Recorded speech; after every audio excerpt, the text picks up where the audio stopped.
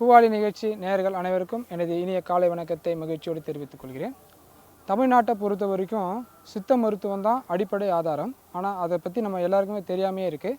சித்த மருத்துவம் அப்படின்னா சித்தம் என்றால் தெளிவு. சித்த மருத்துவம்னா தெளிவான மருத்துவம்னு பேர். அதனால தான் இந்த பூவாளி நிகழ்ச்சியில் எண்ணற்ற மூலிகைகளை ஒவ்வொரு நாளும் உங்களுக்கு அதனுடைய விரிவாக்கமாக சொல்லி அதனுடைய பயன்கள், அதனுடைய மூலிகை வளரியல்பு, அந்த தாவரத்தினுடைய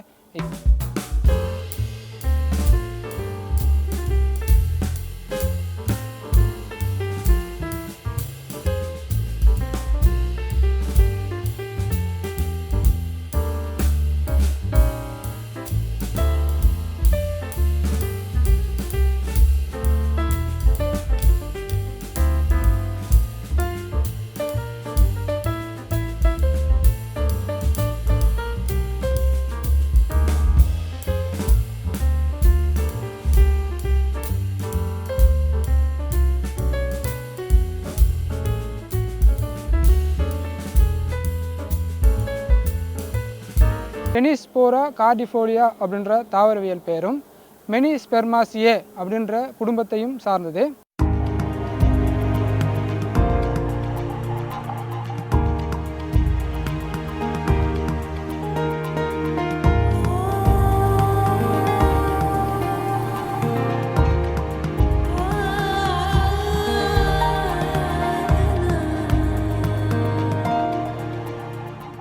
இதனுடைய இலை இதய வடிவமான இலையும் சாருள்ள மென்மையான தண்டுகளையும் காகிதம் போன்ற புறத்தோலையும் உடைய ஒரு ஏறு கொடி. இதனுடைய பூக்கள் அப்படின்னு பார்த்தோன்னா மஞ்சள் நிறத்தில் சின்ன சின்ன பூக்கள் இதில் பூக்கக்கூடிய தன்மை பெற்றது. சீந்தில் கொடி சாறு இருக்குங்களே, அந்த சாறு எடுத்து தேன் கலந்து காலை மாலை 2 வேளை பருகிட்டு வந்தீங்க அப்படின்னு கேட்டிங்கனாக்கா மஞ்சள் காமால்னு சொல்லக்கூடிய வியாதியும் நீரிழிவு நோயும் குணமாகுங்க.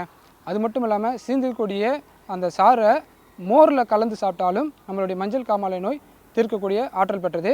அது மட்டும் இல்லாமல் 8 விதமான மூல நோய்கள், அதாவது மூலம் வந்துட்டு ரொம்ப அவஸ்தைப்பட்டு இருப்பாங்க. அந்த 8 விதமான மூல நோய்களும் குணப்படுத்தக்கூடிய ஆற்றல் இந்த சீந்தில் கொடிக்கு உண்டு. இதை சீந்தில் மூல ரோக நிவாரண லேகியம் அப்படின்னு ஒன்று செய்வாங்க. அதில் பார்த்தோன்னா காட்டுக்கருணை, கருணைக்கிழங்கு, சுக்கு, இது மாதிரி அதிமதுரம், இந்த மாதிரியான பொருள்லாம் அதில் சேரும். அந்த லேகியத்தை கடையில் கேட்டாலும் கிடைக்கும். உங்களால் முடிஞ்சால் நீங்களும் சரியான மருத்துவ குறிப்பெடுத்து அந்த லேகியத்தை பண்ணி தொடர்ந்து 40 நாள் கொட்டைப்பாக்கு அளவு சாப்பிட்டு வந்தாங்கன்னா 8 விதமான மூல நோய்களையும் குணப்படுத்தக்கூடிய ஆற்றல் இந்த சீந்தில் கொடிக்கு உண்டு.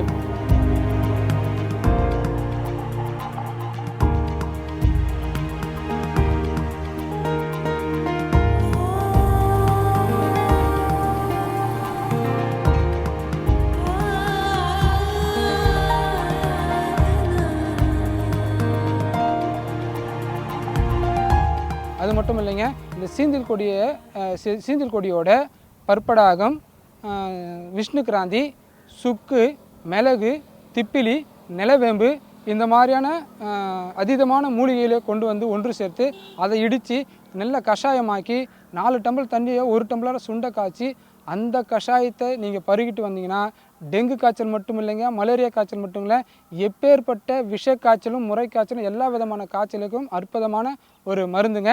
இப்படிப்பட்ட அற்புதமான சீந்தில் கொடியை உங்கள் வீட்டில் நீங்கள் வளர்த்து அதனுடைய பயன்களை நீங்கள் மட்டும் இல்லைங்க, உங்கள் உறவினர்கள் முதற்கொண்டு எல்லாருக்குமே சொல்லுங்கள். தெரியாத நபர்களுக்கும் சொல்லுங்கள். அவ்வளோ அற்புதமான மூலிகை இது. இதை பார்த்தீங்கன்னாக்கா இது செடி அவ்வளோ சீக்கிரம் சாகாது. அதனால தான் இது சாக முடியும். எப்படின்னு கேட்டிங்கன்னா, காய்ஞ்சி போய் அப்படி இருந்துச்சு இந்த செடி அப்படின்னா அதை பிடுங்கின்னு காய வச்சிட்டிங்க அப்படின்னா காஞ்சிரும்.